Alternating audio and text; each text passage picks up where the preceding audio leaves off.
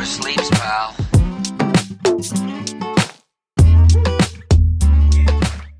Hey there, this is Pete Townsend from Norio Ventures, and this is episode 22 of Money Never Sleeps, a podcast that looks inside the head of entrepreneurs and at what makes them do what they do.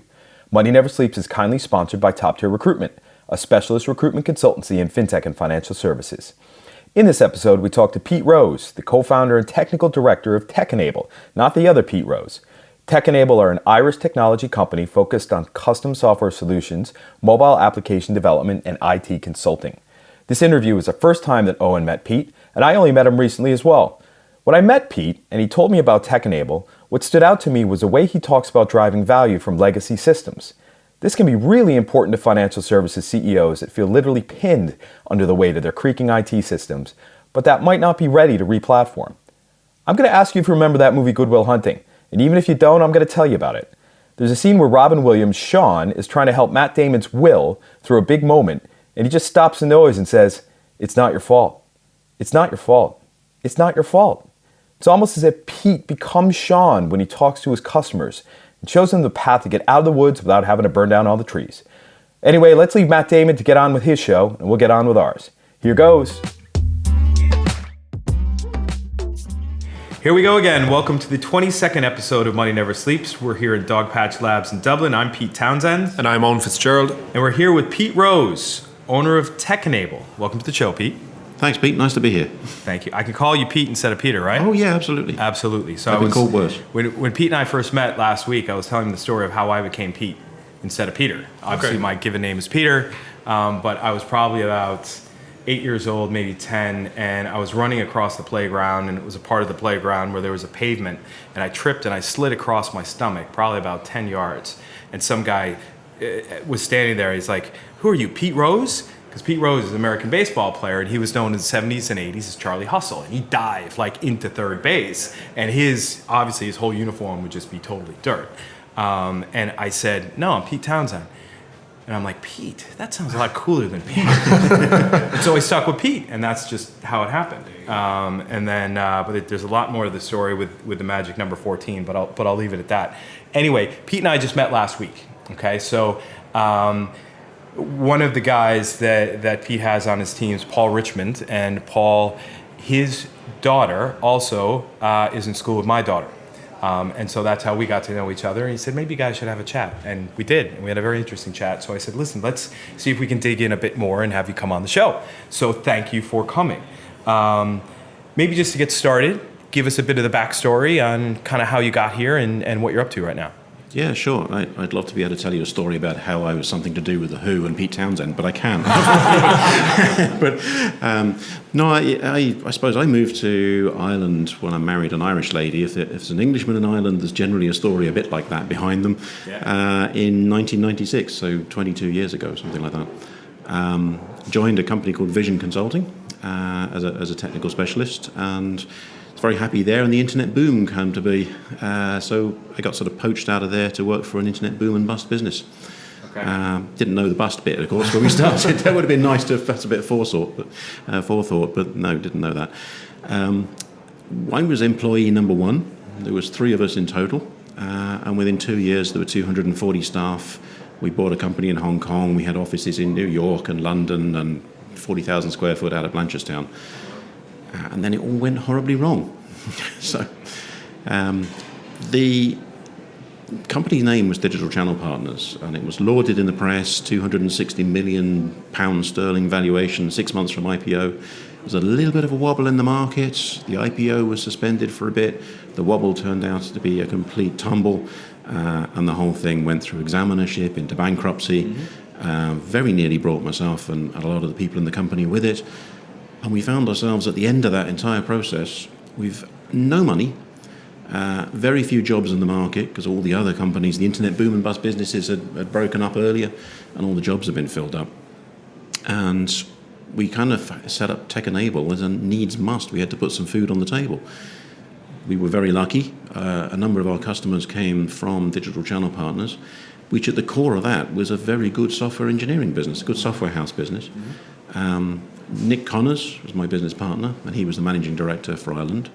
And I had the really grand title of Global CTO. It was much grander than it sounded, but we started TEKenable, and a lot of those customers agreed to come with us because we felt a commitment to them. We promised them that we'd deliver a project for a time, for a budget, and we wanted to honour that commitment. So we thought if we can honour that commitment and they continue to pay us the remaining budget, maybe we can make a business out of this and actually pay the mortgage for the first time in a few months and put some food on the table. We were very lucky. The customers agreed. I think we had 9 customers in total that we completed their projects. We honoured the commitment. We followed through. We did it for the time. We did it for the budget. And actually the core team that came with us, by and large, are still working with us today, 16 years later. Wow. That's a fascinating story. And how did you then take all of that energy and momentum, and that obviously the big client commitment is a big part of it, right? Like you're saying. Yeah. And bring it to where it is today. Like when we met and you told me the story, I found it really interesting. What I found more interesting since then is having a look at your LinkedIn profile, right, and seeing Middle East, seeing Asia, seeing some of the other things that you're doing as well with regards to you are a serial entrepreneur.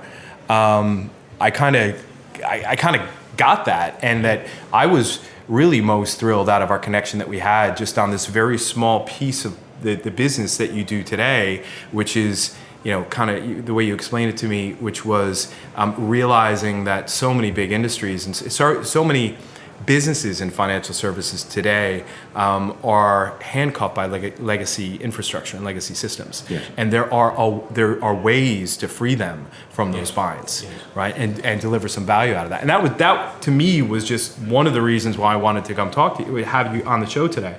But there's so much more there that you guys have built, which is pretty fascinating. Damn LinkedIn. Yeah, I think so. Just from that point of creation of the business, really out of digital channel into TEKenable, but then kind of over the last 10 years, 15 years, the growth of that. How has that gone? Well, we found that as part of running the software business, that we get a lot of interesting people, a bit like yourself, came in the door to us last week and opened up opportunities for us. And I suppose part of it is recognizing what's an opportunity that you should be following and what's an opportunity you should be running a mile away from. And unfortunately, I don't have a crystal ball to answer that. So we've a few that we should have run a mile from, and a few that we're very happy that we did. So for example, around about 2005, there was a real lack of resources in Ireland, a real lack of trained tech staff, very much like today. There was more business than the indigenous companies in Ireland could possibly handle, but no staff to resource up. So a colleague of mine who's based in or lived in Islamabad for most of his life approached me and said, would we consider offshoring to Pakistan? My first reaction was no. But what he explained was actually we would own that business. We would start our own business. And that gave a completely different dynamic to offshoring. If I were to give my business today to one of the large offshore companies somewhere else, I'm one of 10,000 customers, and I'm very small in the contract market, consider who else they're dealing with. Whereas if we own the company, we are the only customer. We dictate the agenda, we set the standards, we set the process, we recruit the staff, and it gives you a lot more control over it. So we established Pakistan. That was the first sort of spin out, if you like, from TEKenable. We have people coming into us regularly looking for equity investment. So will you build us a system? Well, I've got the latest and greatest online bookstore idea or something, and they want us to build that out for them. Just occasionally we think that's a really good idea, and we'll take an equity stake in that business and build the software for them. We've one going on at the moment. There's a global travel club called Sanctify. Yeah. We've other ones in the past, which I won't name, that haven't been particularly successful. But it's opportunities, and what you find is when you're running a business, if you're not employed in a large mega corporate, but you're actually running your own business, opportunities tend to come knocking on the door. Yeah, they absolutely do. So some of the other stuff, like the Middle East, for example, that was actually an Enterprise Ireland opportunity. We went along on one of these visits that they organise abroad, learned a bit about the space. A trusted friend of mine moved out there to live as a lifestyle choice, and we decided to build a business around him and see what we could make out of there. We ended up doing quite a lot of business in the insurance space over in the Middle East. But again, it's just, if you don't try it, you don't know. what do you use to distinguish between like those things that you would run towards or those things that you would run away from? What is it that kind of clicks for you that says, I'm going to do this? Yeah, like I say, we've had a few turkeys, Pete. I mean, you know. Yeah. So now you can see a turkey when it's coming. We can see a turkey when it's gone past, all right. Okay. I think partly it's capability. Does it fit what you do? You know, you have to be... Your sweet spot. You have to be pushing an open door a little bit. Yeah, you can't be going somewhere that you don't have the skills for, you don't have the experience for, you haven't got the track record. If you couldn't do it in Ireland, you have to ask yourself, why would you be able to do it 3,000 miles away? Yeah. You know? That's part of the consideration. The other one's just a bit of a gut feel. I know it's not very scientific, but is it exciting? Does it offer opportunity? Is it something that you could get behind and put a bit of enthusiasm into? Or does it bore the hell out of you? Yeah. If it bores you, don't do it. Do you ever dabble into venture capital world at all? No. I mean, this assessment criteria that you're kind of going through, and Owen and I have talked a lot about this in terms of early stage investing, early stage VC, is that so much of this is exactly what you're talking about, which is that kind of that gut instinct and a VC knowing what they're good at, right? And what are they good at assessing? And is it something that I've done before? Or is it something I can understand, right? It sounds like there's something there waiting to happen.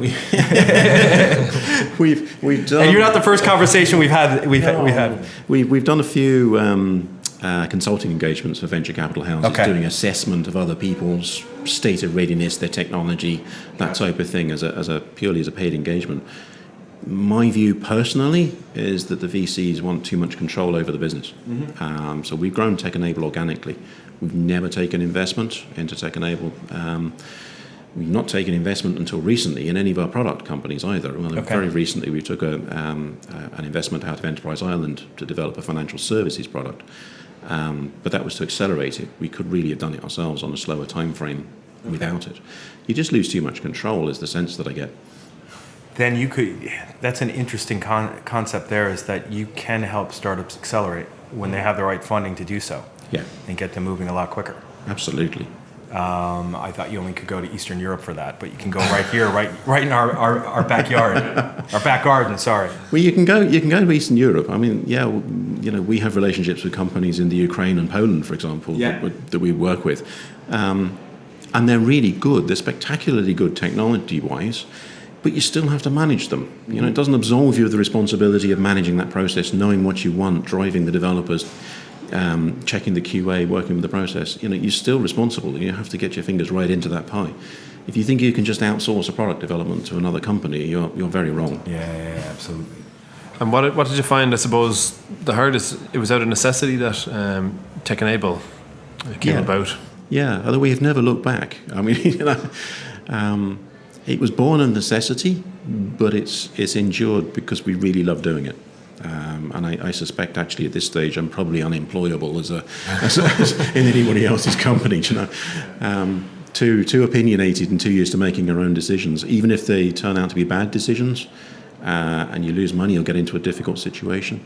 At least they're your decisions, and you live with the consequences, and you can make a different decision and move on. You know. Yeah. We on an earlier episode we had Greg Chu on, the founder of QPQ. It's a trade finance platform coming out of Ireland, and he said he's unemployable as well, and that it's just been too long of him making his own decisions and doing his own thing. That how could he, you know, not that you have to kowtow all the time when you're employed by somebody else, but you know, it's a hard thing to let go of once you've had your freedom. Yeah, oh, totally. Maybe we should start a company of unemployable people just to see how it gets on. Well, then that could be interesting. You should see QPQ. Yeah, there's loads of unemployable people in there. It's a fantastic bunch of people. It's like a pirate ship. Tell me, when we talked about how you, you know, that commitment that you made to get the first clients on board, and that was kind of, you know, the basis of the business, really. But as kind of the next couple of years, or maybe a couple of months even after that went on, when did you realize you had something? I think it was when we moved to our first real office. We had begged and borrowed, and were very, very grateful to the person who gave it to us, a bit of office space. And it was over at Printworks in TEKenable in Dublin. And, you know, it was given to us for free to get us out of a bind. And This individual was a friend. They had no obligation to do it, to know them any favours or anything. And it was when we moved out of that office and moved into this first one, we were actually paying the rent, and we had to buy desks and we had a boardroom table and things like that. Yeah. We started to feel like a real company at that stage. Okay. But really, we knew we had something when we started the company, because I've been doing bespoke software engineering for over 30 years in different companies now, and the need for it's never really gone down. Yeah. So we knew there was a demand out there for bespoke. It's only fairly in the last 4 or 5 years that we've really shifted to talking about modernizing systems for people. And you were talking, Pete, earlier about our typical customer base is the enterprise customer that has legacy technology. And what really differentiates us, and always has done, is we know how to work with that legacy technology. We're not trying to push it out of the way or sneer at it or pretend that it doesn't exist. We know how to work with it and make the best that company can be, recognizing they've got a sunk investment, and that's a business critical system to that environment. And we can work with that. We've got a few grey hairs. We know how to do that stuff at this stage. And I see it a lot in the fintech financial services space that, legacy is seen as a dirty word. And, it's a challenge facing all the banks, and how are they going to... And it almost seems like from their side, I worked in Deutsche Bank, and the legacy issues seem to be the problem facing the bank forever. But it's not a problem. The attitude's the problem. Yeah, it is. At the risk of insulting a whole bunch of people, we call them the red prim glasses and ponytail brigade, that will come into an organisation speaking digital transformation and talking about Web 2.0 and Web 3.0 coming now. And then, the wheels will come off that workshop very quickly when they run into the IBM mainframe or AS400 in the corner. And they go, what? Oh no, that has to go. And and whereas we're knowing that thing is there, and we know that we have to work with it, and we know how to work with it. We've been doing it for years. So we can get you Web 2.0. We can give you AI and chatbots, and we can blockchain enable your environment if you want to. And this thing's there, but we'll work with it. Yeah, it's so cool. A lot of the initial reading that I did before I decided to go out on my own. One of them I think we talked about when we met was Clayton Christensen's The Innovator's Dilemma. Mm-hmm. And understanding really the mindset of that, and looking at all the companies, like you're saying, that are think that they're about to go through digital transformation, right? It's kind of a bit of a myth. Yeah. Because taking an existing business, big, huge global business, and ripping apart its whole product development program and belief, and their whole sales approach, and everybody that's part of that business, in order to get from 1 to 10 in terms of digital enablement, it's impossible. You can't do it. And so what does Clayton Christensen say? He says, well, build off to the side, build a fully digital business as a subsidiary away from the mothership, and do some rapid iterations, some pivoting, all these great Eric Ries words, right, about A/B testing and blah, blah, blah, blah, and test it that way. And get a digital business going that way. It's probably going to look quite a bit different. You're going to have different customers, different processes. I should have known that going into one of the other experiences that I shared with you when we met around looking at the financial services community today and looking at digital transformation and saying, let's build this thing. Let's do it. There's still a lot of money to be made the old way. And a number of folks said that to me after I had already kind of, they probably could have said it to me 6 months before I started down this journey with these guys. Anyway, long story short, what I kind of noted here in preparing for talking to you today, Pete, was, now see if we can get this. The monetization of the pre-blockchain buy-side operational inefficiencies. Wow. Yeah. There's so much of that out there. What does that mean? What does that mean? Is that the old way is still a mess. I mean, somebody's hired a consultant. Exactly. That's consultant speak right there. But what it means is that while the world is getting to the point of financial market infrastructure being operated on distributed ledger technology, there's a ramp down that needs to take place. And keeping the lights on, and getting better, and getting more efficient, and doing it where there is return on investment. And that is something that it sounds like you guys can specialize, or you do specialize. That's exactly where we play, Pete, exactly. Good. So a perfect example would be the insurance industry. Yeah. Insurance industry is rife with legacy systems. They're tied into the concept of policies and annual renewals and so on. And almost all of them are investing vast amounts of money in new startup businesses that are covering the likes of Deliveroo, for example. So Deliveroo drivers can now be, when they sign on, they get insurance cover, and when they sign off, they get insurance cover. It could be as short as an hour. And they just get what's called top cover at that stage. It's a wholly separate business they're investing in because their existing systems can't handle that concept. Yeah. But they're putting the money into it because they know that's where insurance is moving. So in the meantime, while they're doing that, and that's great, we're working with the insurance business in Ireland. We've over 30 insurance customers. We're working with them to improve the processes, to extend how they interact with their customers. They can put in AI-based chatbots, for example, instead of call center staff to handle generic inquiries. There's a lot of things that they can do to make themselves more efficient, more flexible, more effective at what they do, and better experience for their customers, even accepting the environment and the structure they have as a big global supertanker that's difficult to move. Yeah. No, I love that. It's a great part of the market to serve. What do you think in terms of your own personal experience and the personality traits of yours that have been helpful to you over the years? Being a bit introspective. or a hindrance. Or a hindrance. I think, you know what? I don't do a lot of introspection, so I actually asked a couple of colleagues of mine what they would answer to that, and they said it's the same. They said you're very risk averse. It's conservative with a small c, or very risk averse. Okay. It's not what you'd expect for an entrepreneur, is it? It's not. But in actual fact, I think it's the same. Initially, when we set up the business, being conservative and a bit risk averse was what kept us going. Mm-hmm. I mean, you have to remember, we set up the business in 2002. We set up an IT business at a time of unprecedented lack of demand for IT. So being a bit risk averse was kind of a good thing. We weren't spending large amounts of money. We weren't trying to invest in fancy new offices. There were no company cars. We were quite controlled in terms of what we did and very focused.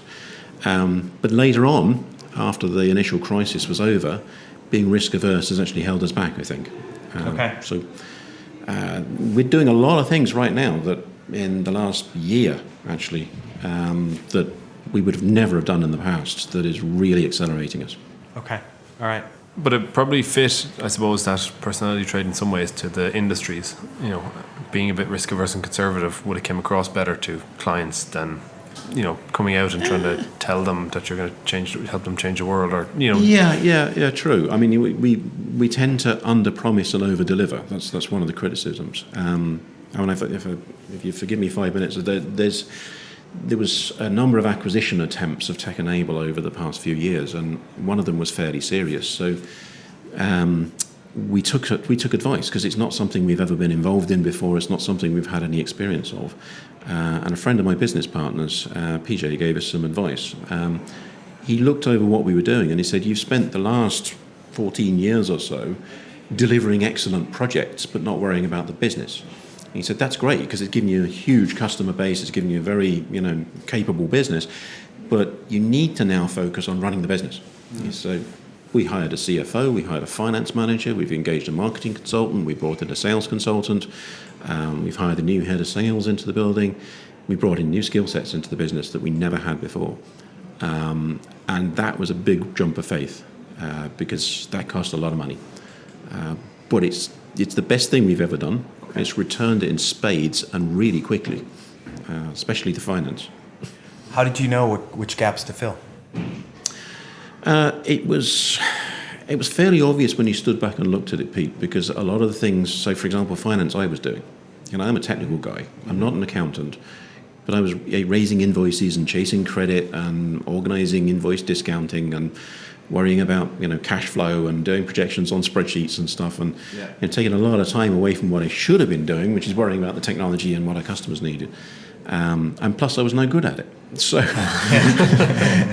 but it took hiring an actual finance manager, and her name's Suzanne. She's brilliant, and she really, really knows what she's doing. And she showed up just how badly I was doing it by doing it spectacularally well. Was that because you just were focused on the projects? I mean, it's like we've come across with other guests that we've had on at an early stage that there's a fear almost of handing over their baby to and building out a team, but you guys were well established at that point. Yeah, we were established 14, 15 years at that stage by the time we handed over the finance. Partly it was pig ignorance on my part. I'm doing it, and why would anybody else do it, kind of thing. And partly it was I suppose, just a lack of maturity on our part, that when you start a business way back, you expected to do everything. I'm unblocking the toilets in the building while worrying about the latest advertising campaign, while writing a LinkedIn post, while delivering a project. You expect to do everything because you don't have enough people there to cover all the things that big businesses do. And you get a bit bigger and your revenues go up and you can afford a little bit more, then really you should be growing out and filling the posts so that you've got a specialist doing marketing and not trying to mess around yourself. And I know nothing about marketing. Yeah. You don't try to do your own accounting. It's really important that you don't hire an accountant to do your business planning, because they'll just tell you what the accounts are. Yeah. But you need somebody who's actually a real business advisor who knows how business operates. We were lucky. Our CFO is the ex-CFO of Doyle Shipping Group, and took them from very bad times to really successful times. So he really knows what he's doing in terms of growing a business and financing it. Is there any of that you wish you had done earlier? All of it. All of it? Oh, yeah, for sure. Oh, it's transformative. You would not believe the difference. Talk about that in the perspective of, there's a vision for the business which is pretty much tied to clients, right? And delivering for them and that dual commitment. Then you've got, these parts of the business that you've now added in that are helping to grow the business, obviously, and create some hardcore scale there. How do you reconcile the two in terms of that commitment and vision to clients and the scaling of the business? Oh, that's really easy. Sorry, but it is. I mean, here's the meatball, Pete. No, it really is. If I'm spending all my time worrying about credit control and invoicing and cash flow projections that were never right anyway, and I'm not worrying, and I'm not spending time worrying about are we providing the right services that the clients want to buy, the need will actually make a difference in their business. Well, how can I realistically walk into somebody else's business and say, I know how to make you more effective for what you do, but by the way, I have to leave at 4 o'clock because I have a bunch of invoices that I have to issue. Yeah. It doesn't work. So it's freed up an awful lot of my time and other people's time in the business to really focus even more on what the customers need. I gotcha. And who do you lean on then? Is it a cross team wise, mentors, family? How does it work? Well, my family are great in that there's many times they didn't see me very often, but no, they by and large they don't want or know anything about what I do for a living. Actually, when I moved into the house we're living in at the moment, it's a new build, and our next door neighbours moved in at the same time. My wife and the lady next door met across the wall, and they were asking each other, "What does your husband do?" Lady next door said, "My husband is a printer," and my wife said, "Oh, I can't tell you." And oh, it's like that, is it? Oh, is he Secret Service or something? No, I don't know. I can't tell you. So, but who I lean on would be there's a really good senior management team in TEKenable. I suppose from a mental health point of view, Nick, my business partner, he's ex-army. Nothing phases him. Absolutely nothing. Okay. So if there's a difficult situation or a crisis or whatever, he's my go-to guy for calming us down. Noel he's got a psychic ability to not only understand what I'm talking about in customer workshops, but to read my handwriting. He's the only guy in the world who can do that. What do you think in terms of, from one day to the next? We've had a number of folks on that have talked about the 29 good days, one bad day approach to entrepreneurship, and that one good day keeps you going for the next 29 days till you have another good day. No. I was going to say, it sounds a bit different for you at this stage. Yeah, no. Look, do I enjoy everything I do? No. Yeah. But is every day very different to every other day? Yeah, absolutely. Yeah. We're not worried about money anymore. Years ago, money was a problem. The guys, we always pay the staff, always. We never once failed to pay the staff. But there were times when we didn't get paid ourselves in order to make that happen. So yeah, we were lying awake worrying about cash, and we're worrying about where the next customer would come from and so on. I think we're never immune to that. We're a little bit beyond it now. I can pay other people to worry about it. Yeah, absolutely. So yeah, we get to do more fun things now. And where are you going now? Like, what's the plan for the next couple of years? Is it the transformative piece now that you're a bit more freed up in terms of looking at it? Or? It is. I mean, the plan for the next 4 or 5 years is to continue doing what we're doing now, but we're adding in some aspects to it. We're bringing into AI into the portfolio services. We're bringing in cybersecurity into the portfolio services because these are the concerns that our customers have. And we've always had a bit of an R&D function. We've always had a group of people who will go off, myself included, in 11 o'clock at night after the business is done. We're sitting on PCs, reading up on stuff and looking at what's coming down the line, and just not because we feel we need to, but because we love doing it. And that stuff is now starting to become commercial and reality for our customers. So we're bringing that in as our service lines. So that's just to continue doing what we're doing and doing more of it. Great. I heard another venture capital theme in there somewhere. So let's have another discussion on that. Okay. And it seems like you're the type of guy that will tell me if I've got it completely wrong, which is wonderful. So yeah, I'm not known for lacking opinions. Good man. Okay, cool. Well, listen, like Pete said, we could talk again about a lot of more things, but typically towards the end of the show, we like to ask, what would people not expect to know about you? Oh, okay. I went into to a customer yesterday, actually, and the lady said, I asked her what the deadline was for a particular delivery she was looking for, and she said it has to be by February because I'm leaving to have a baby. And I said, are you okay now? And she said, yeah, a little bit crampy, whatever. And I said, well, I'm actually trained in midwifery, so don't worry if it happens. Really? Yes. Wow. So if it happens, then you'll be okay here. Wow. So when did that happen? that was way back when I was in my early 20s. I used to work for the ambulance service in the UK. I used to be on standby. Yeah. So I worked through the Red Cross. Initially, the usual, first aid certificate and all that sort of stuff. Yeah. And I got kind of good at it and progressed on. I did rescue courses for getting people out of trees and collapsed buildings and stuff like that. Wow. And then went on and I got qualifications that enabled me to be called up for the 999 service when they were stretched or in trouble. There was a gang of us that they used to call upon. And of course, we needed all the same certifications they did. We didn't have the same experience they did, but we had the same qualifications to be able to stand in. So yeah, I've done midwifery training, emergency obstetrics. You haven't had to deliver any babies, though? No, not recently anyway. It's crazy. When I was a lifeguard and had to do the first aid training, the CPR, all that type of stuff. Yeah.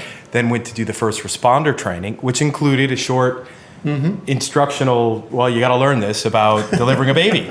So yeah, something else in common. Interesting. Absolutely. Well, listen, thanks very much for joining us on the show this week. It's been a pleasure. Yes. Thank you. Thanks, Pete. Cheers, guys. Money never sleeps, pal. We'd like to thank Pete for opening up his mind for the 22nd episode of Money Never Sleeps, a podcast brought to you by Norio Ventures and Owen Fitzgerald, and sponsored by Top Tier Recruitment. You can find out more about Pete and TEKenable on TEKenable.com. That's TEKenable.com. And by following TEKenable on Twitter. If you like what you heard today, please subscribe to Money Never Sleeps on Transistor.fm, iTunes, Spotify, or on your favorite online media channel and leave us a review. Each one helps. You can now access all of the Money Never Sleeps episodes through a link on the podcast page on the Norio Ventures website, which is norioventures.com. If you're an entrepreneur with a story to tell anywhere in the world, drop us a line using the contact form on the Norio Ventures website.